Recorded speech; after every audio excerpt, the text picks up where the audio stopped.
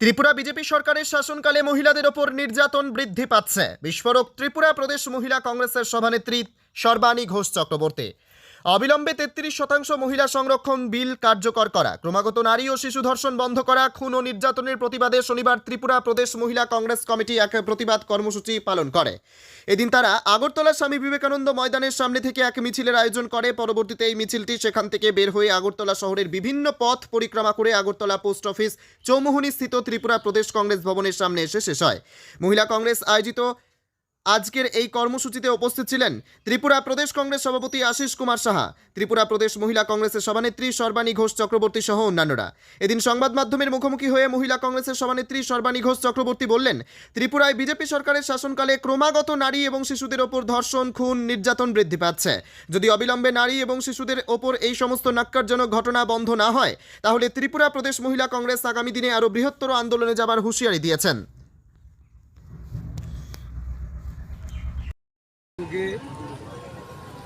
ত্রিপুরা রাজ্যের প্রতিটা জেলায়, আমরা ধর্মনগর জেলা, উদয়পুর জেলা এবং তেলিয়ামুড়া জেলা, আমাদের সাংগঠনিক জেলাগুলিতে গত প্রায় সপ্তাহব্যাপী মহিলা কংগ্রেসের, সর্বভারতীয় মহিলা কংগ্রেসের নির্দেশে রাজ্য মহিলা কংগ্রেস প্রতিবাদ কর্মসূচি সংগঠিত করেছে। তিনটি বিষয়কে গুরুত্ব দিয়ে, প্রথমত সংসদে মহিলা বিল পাশ হলেও এই বিল কার্যকর হয়নি। অবিলম্বে বিল কার্যকর করার জন্য মহিলাদের ক্ষমতায়নের প্রশ্নে সর্বভারতীয় মহিলা কংগ্রেস রাজ্যে রাজ্যে যে প্রতিবাদ আন্দোলনের ডাক দিয়েছে, ত্রিপুরা রাজ্যেও বিভিন্ন জেলায় সংগঠিত করে আজকে এই আগরতলা শহরে সদর জেলা এবং ত্রিপুরা প্রদেশ মহিলা কংগ্রেসের রাজ্য কমিটির উদ্যোগে এই কর্মসূচি হচ্ছে।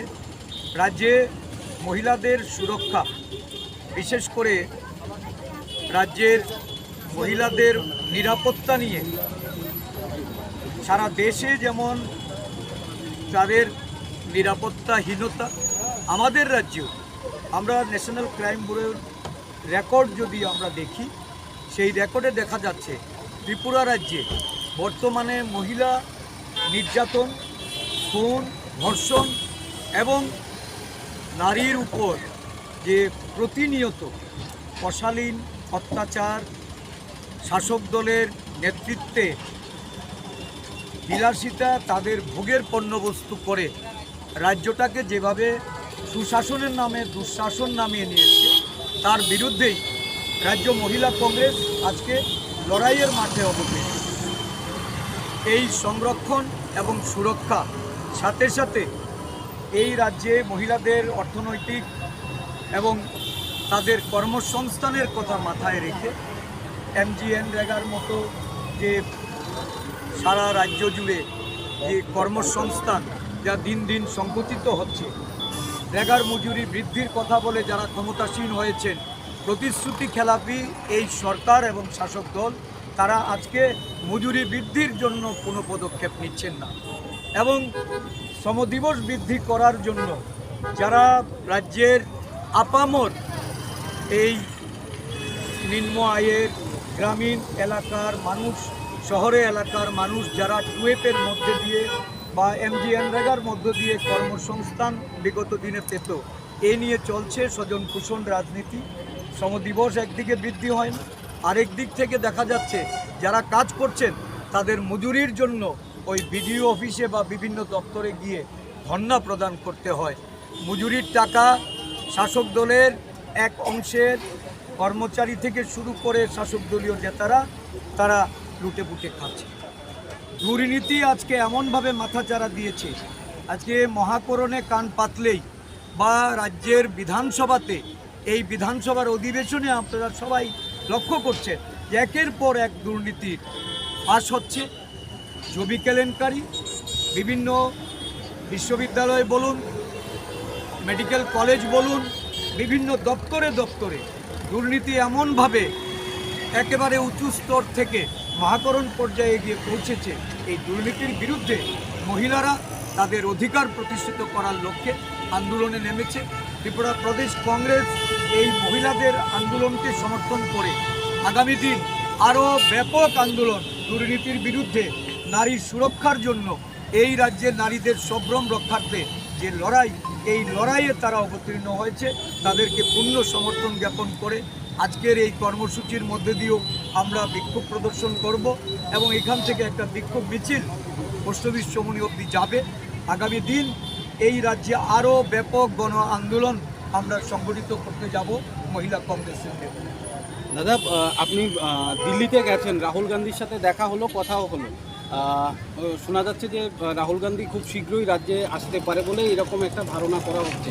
কতটা আশাবাদী বা কী হয়েছে কথা যদি একটু বিস্তারিত বলেন।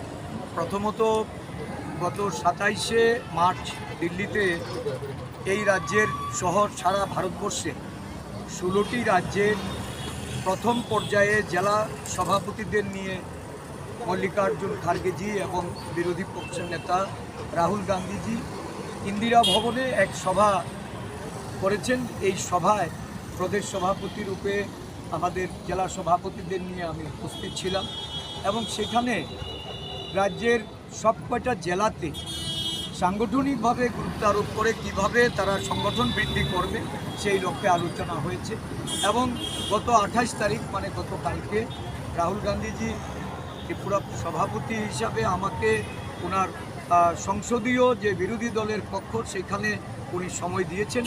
সাংগঠনিক আলোচনা ব্যতীত এই রাজ্যের বর্তমান পরিস্থিতি, এই রাজ্য সরকারের আমলে যে দুর্নীতি মাথাচাড়া দিয়েছে এবং বড় ধরনের জমি কেলেঙ্কারি থেকে শুরু করে বিভিন্ন কেলেঙ্কারির ঘটনা আমরা তুলে ধরে অবিলম্বে রাহুলজিকে এই রাজ্যে এসে জনজাগরণ তৈরি করা, জনগণের মধ্যে এই বিষয়গুলি তুলে ধরে উনি সর্বভারতীয় ক্ষেত্রে এই যে ন্যায় যাত্রা বা ভারত জোড়ো যাত্রা করে যে ধরনের সাধারণ মানুষকে, সাধারণ কর্মীদের, জাতীয় কংগ্রেস দলের নেতৃত্বকে যেভাবে উৎসাহিত করছেন সেই লক্ষ্যে ওনাকে আমি আমন্ত্রণ জানিয়েছি এবং উনি সেই আমন্ত্রণ গ্রহণ করে আমাদের রাজ্যের যিনি ইনচার্জ সপ্তগিরি শঙ্কর উলাকাজি সাংসদ, ওনাকে অবিলম্বে এই রাজ্যের প্রদেশ কংগ্রেস সঙ্গে আলোচনা করে সফরসূচি তৈরি করার জন্য নির্দেশ প্রদান করেছেন।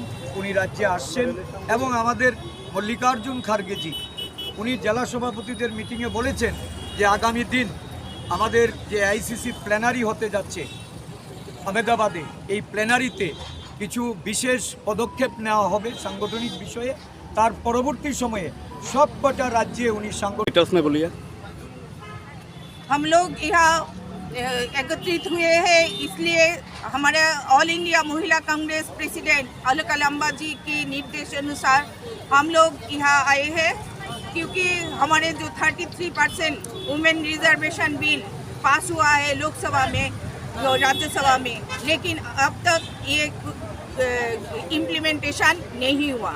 तो इसके लिए हम भारत के सारे राज्यों में महिला कांग्रेस की ये आंदोलन जारी किया है जो ये अनतिविलंब ये बिल कार्यकर हो और हमारे यहाँ जो त्रिपुरा राज्य में महिलाओं के ऊपर अत्याचार, निर्यातन और बलात्कार हो रहे हैं, इसके लिए हम लोग आवाज़ उठाने आज एकत्रित हुए हैं।